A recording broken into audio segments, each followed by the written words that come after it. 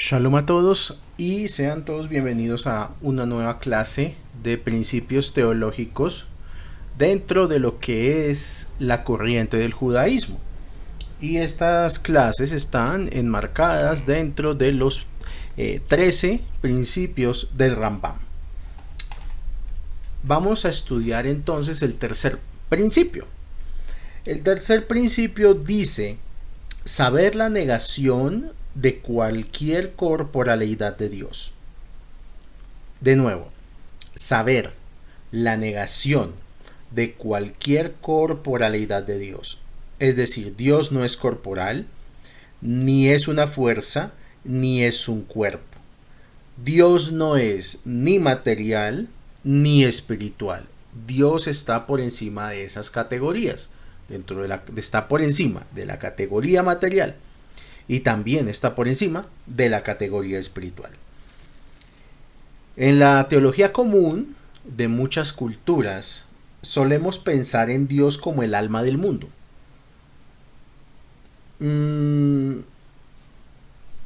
Pero no siempre el judaísmo siguió este principio fielmente. ¿Hubo judíos que estaban en desacuerdo con esto? Sí. Hace 700 años los judíos sí pensaban que Dios tenía cuerpo. Incluso había libros sobre esta discusión, y uno de ellos es el Shiur Komá, que es un texto precabalístico. No llega a ser como tal un libro de Kabbalah, pero este libro pretendía dar unas medidas sobre el cuerpo de Hashem.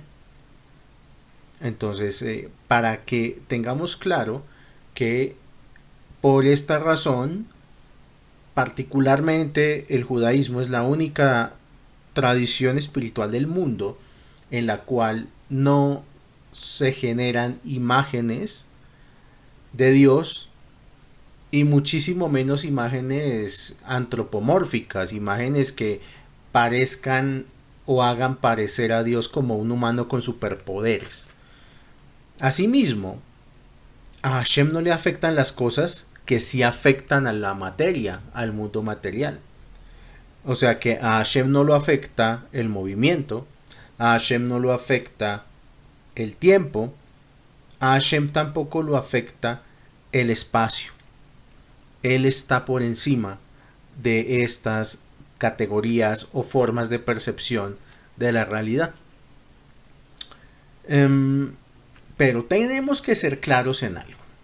Y es que yo sé que muchas personas que escuchan estos audios tendrán algún tipo de pregunta o de cuestionamiento frente a esto, porque muchos pasajes de la Torá, del Tanaj, describen a Dios con atributos físicos.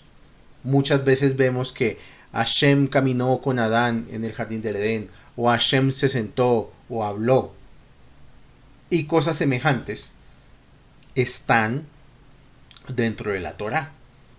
Pero tenemos que entender que no están hablando en un sentido literal. No es que literalmente Hashem caminó, o Hashem habló, o Hashem se sentó, o el ojo de Hashem, o la mano de Hashem. Esto es lenguaje figurativo. Y también por eso es que es tan importante estudiar Kabbalah. Porque en la Kabbalah es que encontramos las claves ocultas detrás de ese lenguaje figurativo. Y otra razón por la cual la Torá quedó escrita de esta manera es como nos dicen muchos de los sabios de la Torá. Porque la Torá necesitaba ser entendida por seres humanos. Entonces, la Torá se expresó en lenguaje humano. Una de las pruebas de esto es desde el libro del Éxodo en adelante. Vamos a encontrar muchas veces la misma referencia y es Vayomer Hashem el Moshe Lemor. Y Hashem habló a Moshe diciendo, pero ¿Hashem habla? O sea, yo sé que la Torah dice Vaida ver Adonai el Moshe Lemor o Vayomer Adonai el Moshe Lemor. Pero para que Dios hablara Dios tendría que tener boca, pulmones, cuerdas vocales. Entonces tenemos que ir un poco más allá del texto. Y tenemos que hacer un esfuerzo por entender cómo era la comunicación entre Hashem y Moshe. Cómo era esa comunicación que era tan única y era constante.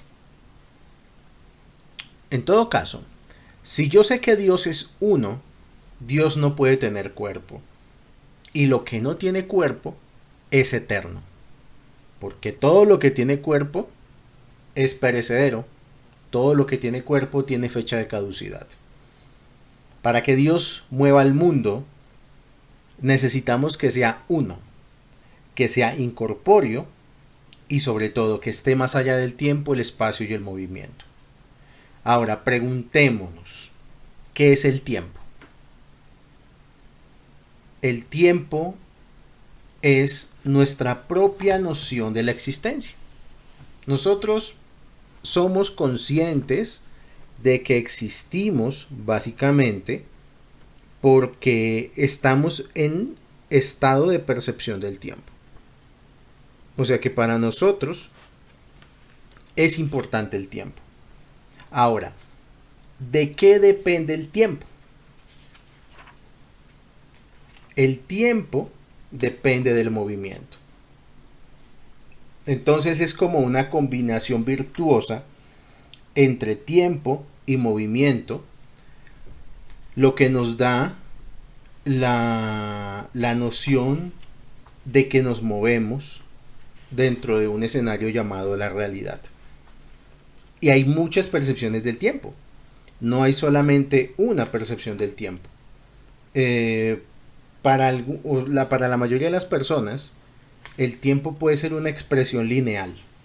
O sea, muchas personas viven instante a instante, momento a momento.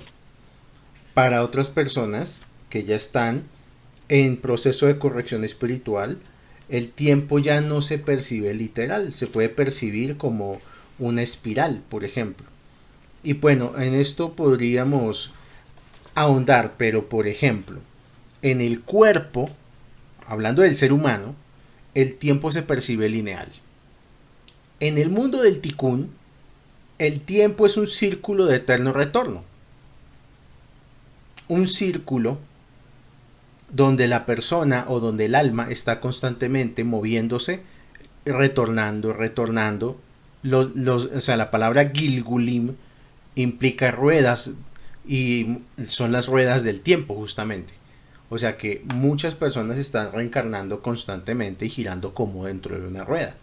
Por eso es importante también conocer la carta astral, para saber cómo salir de esa rueda de hámster donde mi alma está atrapada, donde mi alma está constantemente sometida a estar volviendo, a estar regresando y sin poder completar el trabajo espiritual. Entonces, en el cuerpo el tiempo lo percibimos lineal, momento a momento. En el tikkun el tiempo es un círculo del eterno retorno, pero en el alma el tiempo es una espiral.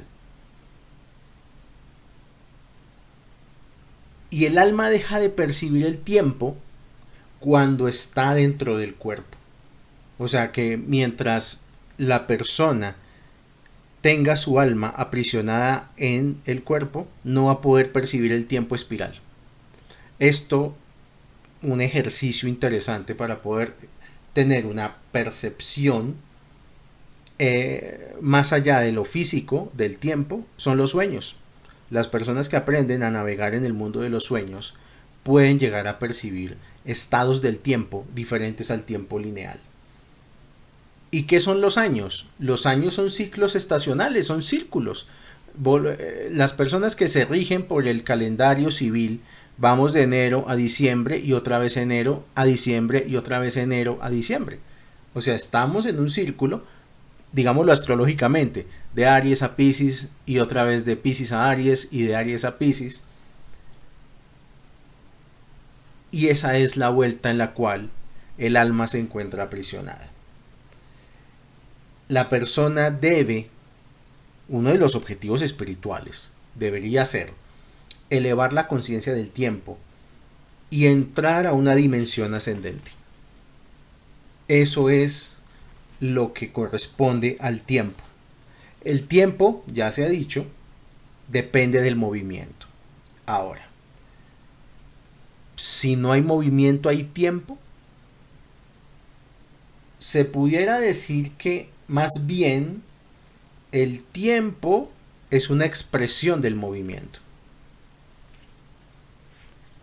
Entonces, para que tengamos en cuenta que por eso Hashem puede ser una paradoja cuántica, que existe y al mismo tiempo no existe, y que está en ese estado permanentemente, y que por eso no tiene cuerpo, porque si Hashem tuviera cuerpo, tendría que estar atrapado en la misma paradoja que estamos atrapados nosotros, en una triple paradoja de tiempo, espacio y movimiento, y Hashem, por supuesto, está por encima de todo eso.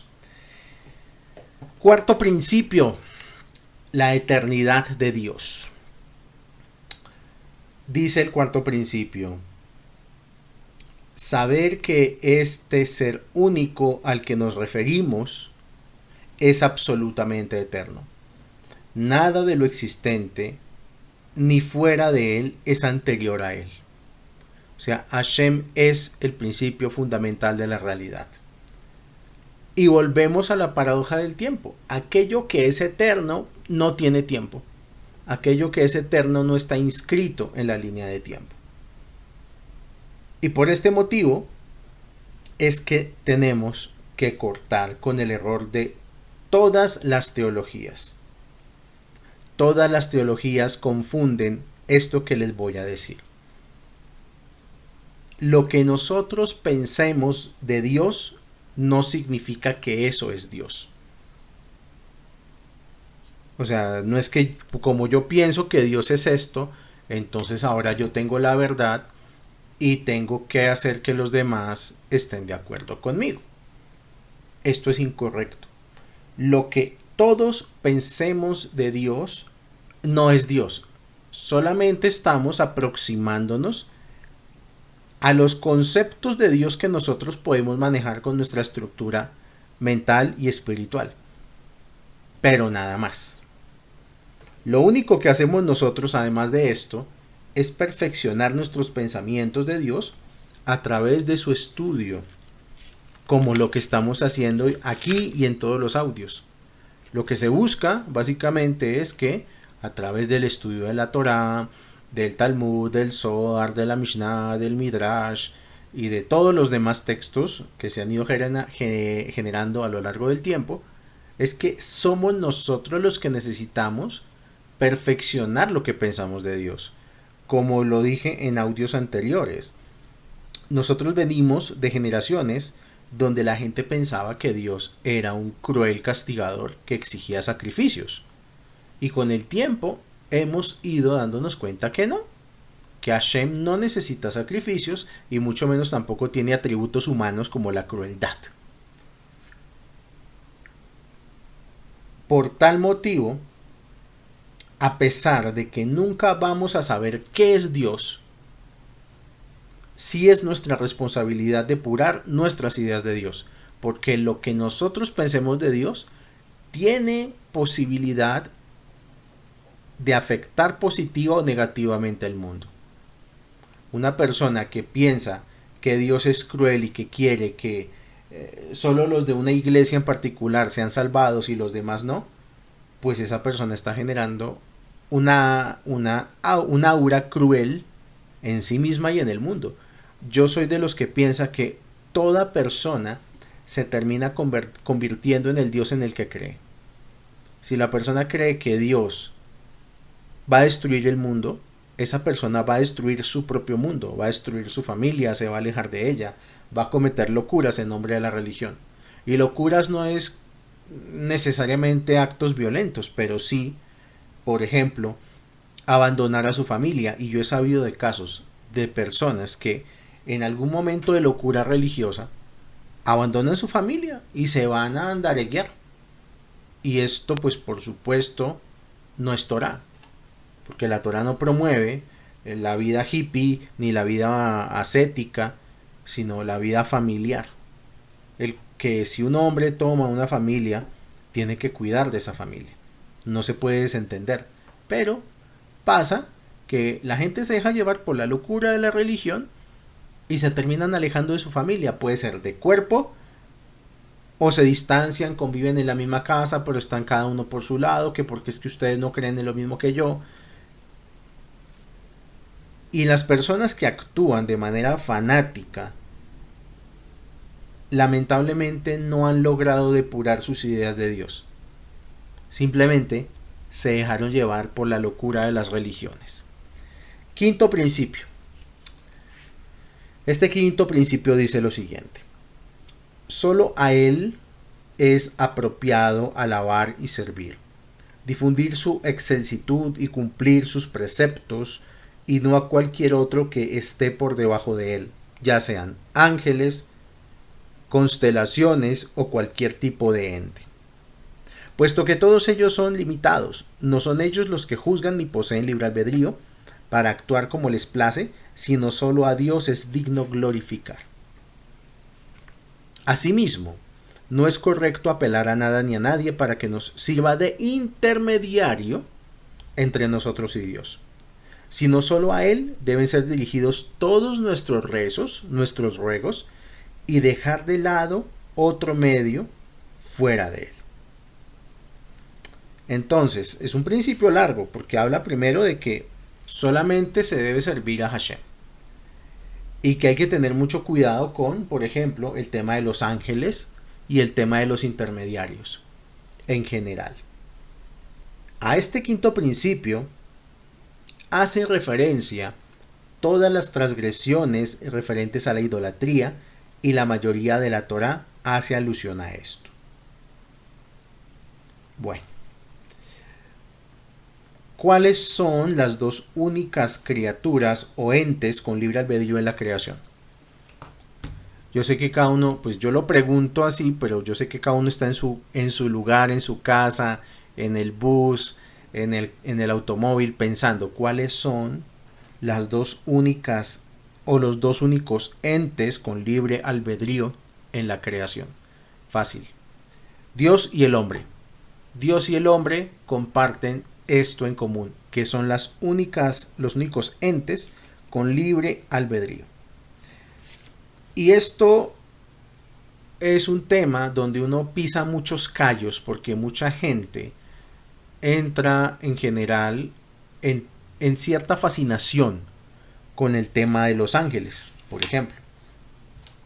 Y muchas veces este tipo de plataformas se presta para que haya mucho tipo de contenido. Y dentro de ese contenido está el contenido relativo a los ángeles. Entonces, que los nombres ocultos y que los ángeles y que esto y que lo otro. Y esto lo que genera al final del día es una gran confusión en la gente. Porque es muy fácil que la gente deje de rezarle a Dios por estarle rezando a un ángel. En la tradición judía y judía cabalística, los ángeles no tienen libre albedrío. O sea, los ángeles no obedecen, no hacen cosas por sí mismos. No tienen la posibilidad del libre albedrío. Dios y el hombre sí. Ahora, ¿cómo podemos entonces catalogar a los ángeles? Los ángeles tienen básicamente dos categorías. La primera son como mensajeros. Y la Torá muchas veces nos muestra que Hashem envía mensajeros a traer mensajes para la humanidad. Entonces, sí, pueden surgir malajim, ángeles, que traigan mensajes para la humanidad. No es muy frecuente, porque ahora entra otro tema. Porque es que no falta el loco o el loquito que dice que los ángeles hablan con él, y eso se los puedo asegurar que eso no es tan así. Eso no es tan sencillo, y un ángel tampoco se va a dirigir a cualquier ser humano para hacerlo sentir especial. Segunda categoría de ángeles: las normas de la naturaleza que expresan la voluntad divina. Entonces por eso la Cábala nos dice que hay ángeles que se encargan de que los árboles crezcan, hay ángeles que se encargan que los mares no invadan la tierra, hay ángeles que se encargan de la atmósfera, hay ángeles que se encargan de los animales. Es decir, según esta segunda categoría, los ángeles son robots, son inteligencias artificiales. Los ángeles son programas que están actuando en automático para que la realidad funcione. Por esa razón, desde el judaísmo, es que pedirle algo a un ángel es absurdo. De pronto en otras religiones que están acostumbrados a las imágenes y que compran la imagen del ángel chuchuchú y que le ponen una velita, bueno, para ellos eso será según viene, pero para eso no es judaísmo. Para el judaísmo, los ángeles son robots y rezarle a un ángel es absurdo. Porque el ángel no tiene libre albedrío para decidir si nos ayuda o no. Ahora, como dice este quinto principio del Rambam, si es que hay intermediarios entre Dios y nosotros, eso tampoco nos autoriza a rezarles ni a servirles. A esos intermediarios no se les debe ni rezar ni servir. Y aunque yo sé que hay escuelas cabalísticas serias, y generalmente las escuelas cabalísticas serias son cerradas, y no difunden su conocimiento abiertamente por internet, sino en clases privadas, como algunas que yo doy, en general hay que tomar este tema de los ángeles con muchas pinzas, porque el gran riesgo de poner intermediarios entre Dios y yo es que la persona le termina rezando y creyendo a los intermediarios. Pensemos en Adán. Yo quiero hacer aquí un mapa cronológico, por favor, usen su imaginación. Adán fue el primer judío, porque sabía de la existencia de un solo Dios. ¿Ok? O sea, aquí vamos a decir judío como estatus de conciencia. No judío como porque nací de familia judía y mis abuelos vienen de Europa y etcétera. No. Judío es aquel que sabe de la existencia de un solo Dios. Punto. Bueno, entre Adán y Noaj pasan 10 generaciones de seres humanos.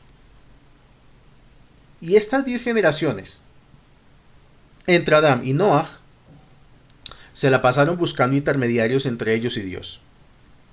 En el tiempo de Adán y Noaj, entre esas 10 generaciones, los intermediarios por excelencia eran las estrellas. Por eso también una persona que se quiera hacer una carta astral tiene que hacerlo con alguien idóneo. Porque no puede ser que a estas alturas todavía haya gente que piense, ay, que es que porque Plutón está en Acuario, entonces va a haber guerras. O que porque hoy tengo Mercurio en la casa no sé qué, entonces no debo hacer negocios. Para eso no es la astrología cabalística. La astrología cabalística no es para hacer adivinación, ni para saber cuáles son mis fechas para hacer negocios o para conseguir pareja. Nada tiene que ver y eso no es kasher. Entonces, hay que buscar siempre a la persona que tenga conocimiento astrológico, que también tenga temor del cielo, porque si no puede hacer caer a la gente en esto, puede hacer caer a la gente en adorar a las estrellas. Adorar a las estrellas es, no, es que yo soy tacaño porque soy Capricornio. No, es que yo soy indeciso porque soy Libra. No, es que yo soy cruel porque soy Escorpión. No, es que yo soy materialista porque yo soy Tauro. Al contrario, porque tienes determinado masal, es que con eso tienes que trabajar en contra de tu carta astral.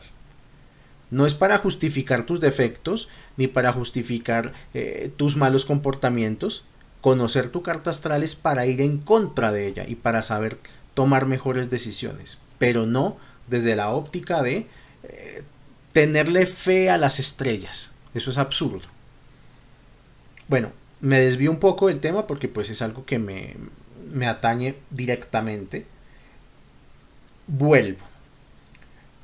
Entre Adán y Noah hubo 10 generaciones que utilizaban a las estrellas por excelencia como intermediarias entre Dios y ellos.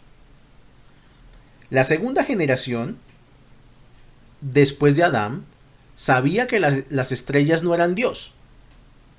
Pero de la tercera generación en adelante, ya la gente hacía imágenes de las estrellas. Y el culto a las estrellas reemplazó el culto, o sea, pasaron de hacer culto a las estrellas a hacer culto a las estatuas. Y el culto a las estatuas reemplazó al culto de las estrellas.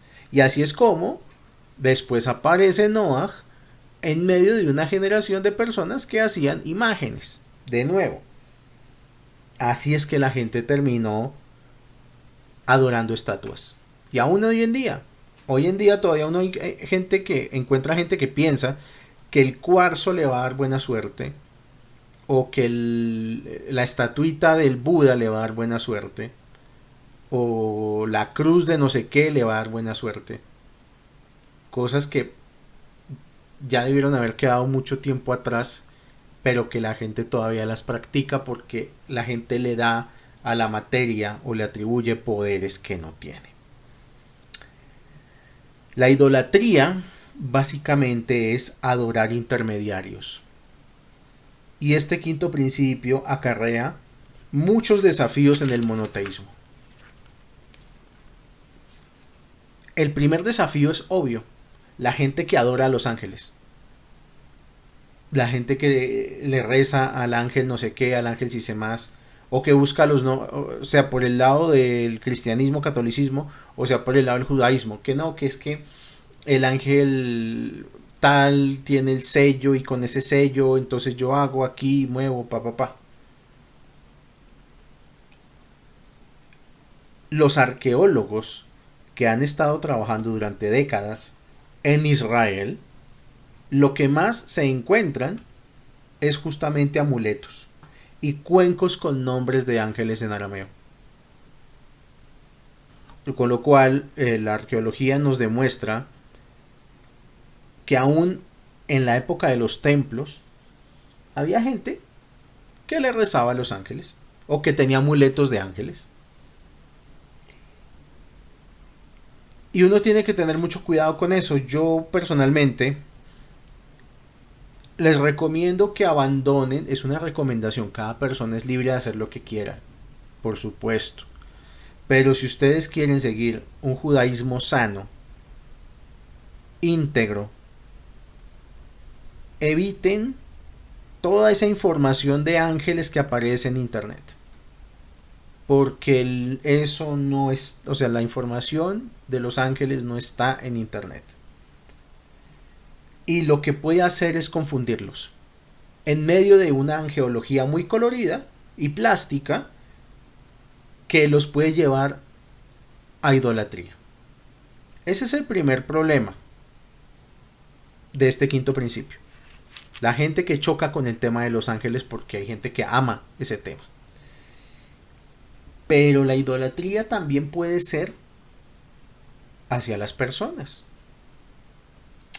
Y entonces entramos, bueno, antes de hablar de eso, un problema adicional de este quinto principio, y es la mala interpretación de la Cábala. Es decir, pensar que la Cábala es una especie de superstición mística. Y esto también es un negocio que mueve millones de dólares al año.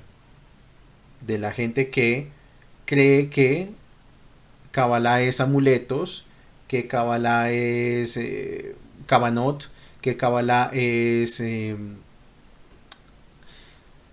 solamente nombres de Dios, y se les olvida que Kabbalah, de hecho, la palabra, ¿qué es la palabra Kabbalah? La Kabbalah o la palabra Kabbalah significa recibir. Eso es lo que significa Kabbalah. O sea, es recibir. Y cuando yo dicto talleres de Kabbalah privados, lo que yo le pregunto a la gente, ¿qué es lo que usted quiere recibir? Si Kabbalah significa recibir, ¿qué es lo que usted quiere recibir? Entonces, a partir de ese análisis y de ese trabajo que se hace con los grupos que he tenido la oportunidad de hacerlo, los he llevado a la conclusión de que la Kabbalah es el estudio de cómo recibir lo que uno espera recibir. Kabbalah no es sumergirse en símbolos o sumergirse en pensamiento místico. Entonces también, así como yo le atribuyo a la Kabbalah cosas muy positivas en relación a que por la Kabbalah mucha gente se acerca a la Torah, o sea, la Kabbalah es como el dulcecito con el cual mucha gente llega a la Torah. También la Kabbalah ha confundido mucho a las personas y se convierte, sobre todo con tanta información que hay en internet, la Kabbalah se convierte en una superstición. Y como le digo yo a la gente, de nuevo, uno tiene que revisar constantemente sus creencias. Uno tiene que ser claro en la teología que tiene. Y si tus creencias te están llevando a ser una persona débil emocionalmente, supersticiosa, a creer en agüeros, y no te está convirtiendo tu creencia en una persona poderosa, en una persona que puede, entonces tienes que revisar tus creencias. Y yo creo que así como la Kabbalah ha tenido una poderosa y maravillosa difusión, también tiene que venir un tiempo donde la Kabbalah tenga que ser explicada de una mejor manera y tenga que ser más aterrizada para que la gente no se lleve una impresión negativa y pueda violar este quinto principio. Tercer problema de este quinto principio, el problema de los rebes. Bueno, yo les cuento la historia porque esta historia comienza en el siglo XVIII en la Europa del Este, donde las masas están lejos de vivir una vida judía real. La gente se ha asimilado mucho a la vida social europea. Entonces aparecen unos personajes llamados los rebes hasídicos. Estos rebes hasídicos reavivan la llama judía en la gente, en el judío, a través de poner énfasis en la oración y la devoción. Hasta ahí todo bien. Sí, una generación de rabinos muy piadosos que avivaron el espíritu judío en la gente que estaba completamente gilonizada. Pero en la tercera generación, Elimelech de Lichtensk crea una idea, y esta idea es la idea del tzadik de la generación. Y por eso muchas veces algunos cabalistas o estudiantes de Kabbalah hablan de que cada generación tiene un tzadik. Y este tzadik se llama el Rebe. Entonces se tiene una idea, aún hoy en día, de que el Rebe es un intermediario entre el hombre y Dios. Entonces el Rebe supuestamente tiene la capacidad de corregir errores en el alma de sus discípulos. Y también se le atribuye al Rebe la capacidad de interceder ante Dios por los hombres. Lo explico porque uno de los grupos hasídicos con más penetración en el mundo hispano es justamente la Hasidut de Breslov. Y el ritual insignia de la Hasidut de Breslov es el Tikkun HaKlali.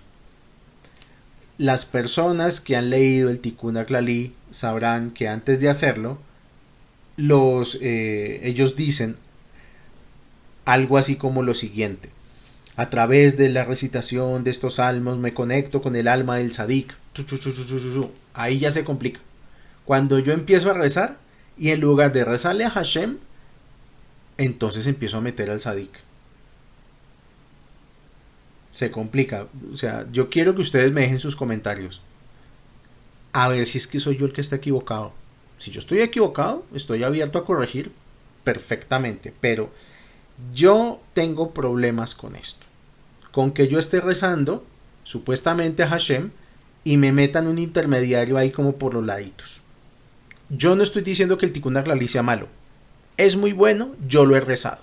Pero yo no hago este verso introductorio. O sea, cuando yo hago el Tikkun HaKlali, nunca rezo por el alma de ningún sadik, ni de ningún rebe, ni nada de eso. Porque es que ahí hay un problema. Miren, hay gente que se toma la religión en serio. Y si uno se toma estas palabras en serio, va a tener problemas. Esta teología tiene cosas muy buenas, sí, pero también tiene cosas muy complicadas. Tiene cosas muy complejas el seguir una teología a rajatabla. Porque muchas veces la gente se confunde. Y sobre todo nosotros los que no nacimos directamente involucrados en el judaísmo. Y no entendemos cómo funciona desde adentro la cosa. Entonces todo lo que vemos en internet pensamos que hay que hacerlo a rajatabla. Porque así debe ser. Y ahí se complica la cosa. Por poner un ejemplo. Hay una ala mesiánica de Lubavitch que vive en la ciudad de Sefat. Y tienen un grupo llamado Hatalibani, que curiosamente se parece mucho a la palabra talibán.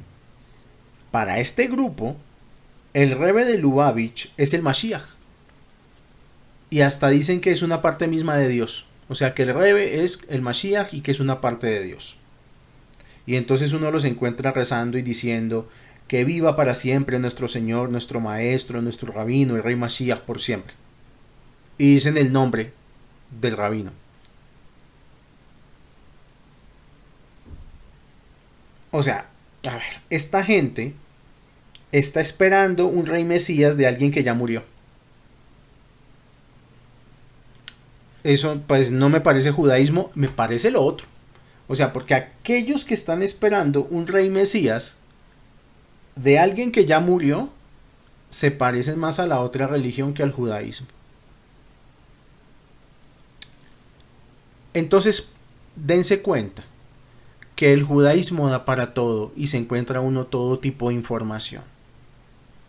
Y se los digo con todo el cariño para que ustedes no caigan en la locura de volverse super mega contrarreligiosos. Antes de estudiar muy bien y antes de tener unas bases teológicas.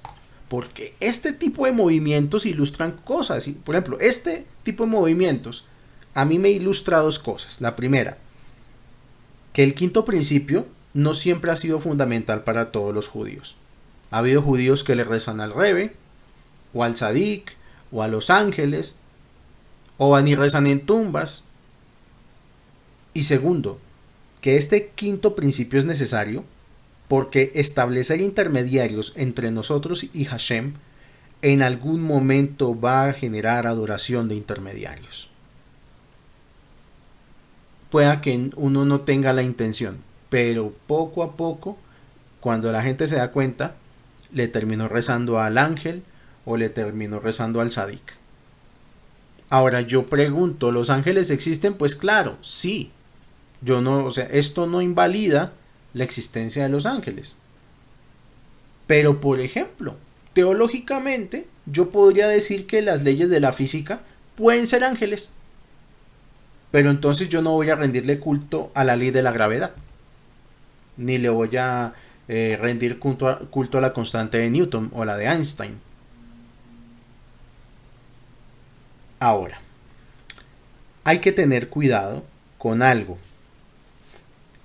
Y es una costumbre muy común y es casi un vicio de la gente que busca la espiritualidad monoteísta.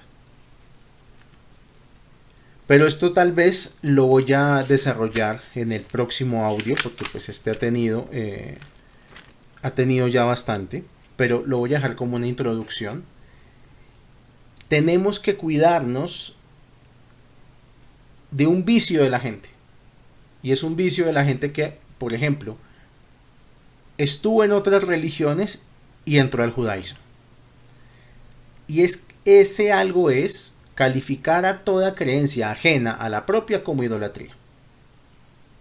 Hay que tener mucho cuidado con eso. Si yo ando juzgando lo que veo en otros como idolatría, según la Guemará, yo tendría la obligación como judío de destruir esa idolatría. O sea que si ustedes tienen un papá, una mamá bien devotos, bien católicos, y ustedes los están juzgando a sus papás de idólatras, ustedes tendrían que ir a su casa, a la casa de sus padres, y romperles todo lo que tengan de idolatría. Los cuadros, las estatuas, y de paso la relación con sus padres. Vuelvo y digo, el tema de la religión es delicado y uno tiene que tener muy clara su teología.